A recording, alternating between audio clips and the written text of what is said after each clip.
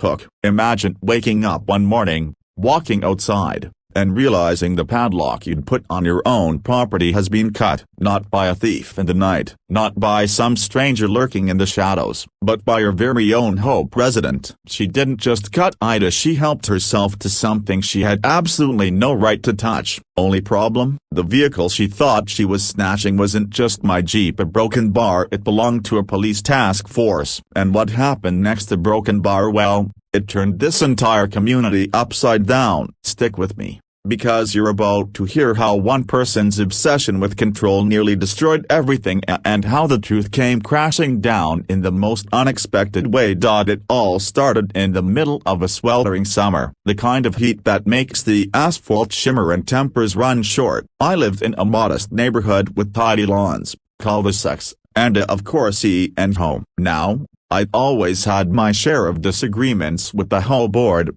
but nothing could have prepared me for what was about to happen. I'd been working with the Special Police Task Force on a confidential assignment. My role wasn't undercover in the movie sense. I wasn't out busting cartels or wearing a wire, but my Jeep, an unassuming silver model, had been equipped with certain technology, tracking equipment, surveillance gear, things I wasn't even supposed to talk about openly. It was parked in my driveway, locked behind a heavy-duty padlock and chain because the officers had asked me to keep it secure when not in use.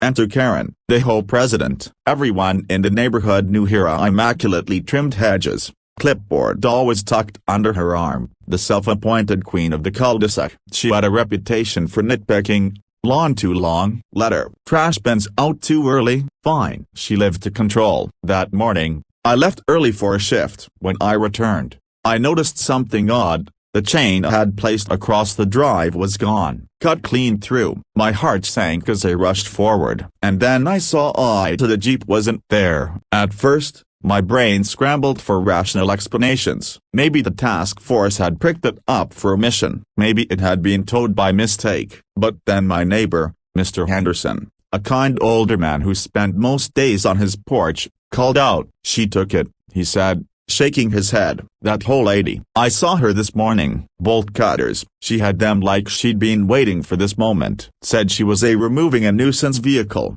Next thing I know, she and some guy from the towing company were hauling it away. I froze. My chest tightened, a cold fury rising up. She'd broken into my property. She'd touched the one vehicle she had absolutely no right to. Worse, she had interfered with police property. I called the task force immediately. The silence on the other end of the line was heavy. Then came the response, "We'll handle this. Don't confront her yourself. Stay put." But I was shaking, pacing my living room like a caged animal. Because this wasn't just about a Jeep. This was about control. This was about her crossing a line so deeply, I didn't know if the neighborhood could ever go back to normal. And little did I know, her action would unleash consequences that would expose everything she'd been hiding. By evening, unmarked cars began rolling into the neighborhood. Quiet, deliberate. Task force agents moved with precision, their faces unreadable. Neighbors peeked through blinds, whispering as word spread that something big was going down. Karen had no idea what storm was coming. She strutted around with that same clipboard, convinced she was in the right. She even had the nerve to march over to my property as the agents were gathering. "You'll thank me later," she said, lips pursed. "That vehicle was an eyesore. Against HOA guidelines. You people think you're above the rules, but I enforce them equally." The lead agent, a stern man with tears etched into his face, stepped forward. He wasn't raising his voice. He didn't need to. "Ma'am, that Jeep you unlawfully removed was federal property involved in an ongoing investigation. Cutting that lock and ordering a tow may have compromised evidence tied to a criminal case. Do you understand the severity of what you've done?" Her face drained of color, but she tried to recover, stammering, "Yeah, I was just following HOA bylaws. You can't threaten me for doing my job." The agent didn't flinch. "Your job? You may have just obstructed a federal investigation." Neighbors gathered outside now, a silent audience. Some looked horrified, others a broken bar relieved. It was no secret Karen had been terrorizing people with her so-called rules. Maybe now she was finally getting her reckoning. Within minutes,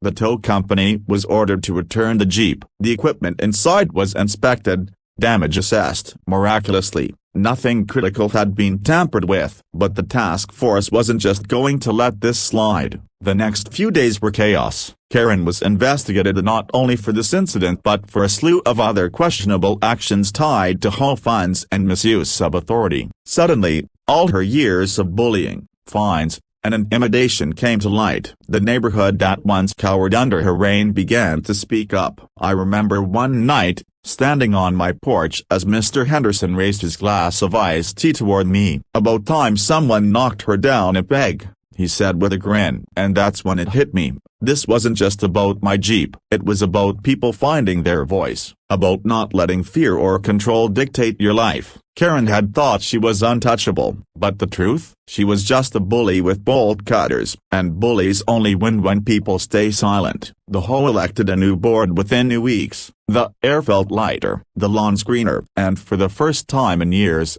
people gathered without fear of fines or letters taped to their doors. As for me, I kept working with the task force, but I also gained something else that summer, an entire neighborhood that finally understood the power of standing up, together. Because sometimes, all it takes is one bold act of defiance to expose the cracks in a system built on fear. HOA closing message for the video. If you've ever dealt with someone who abuses their authority, remember this. Control doesn't equal respect, fear doesn't equal leadership, and when people unite against injustice, even the strongest Karen can't hold on to power forever.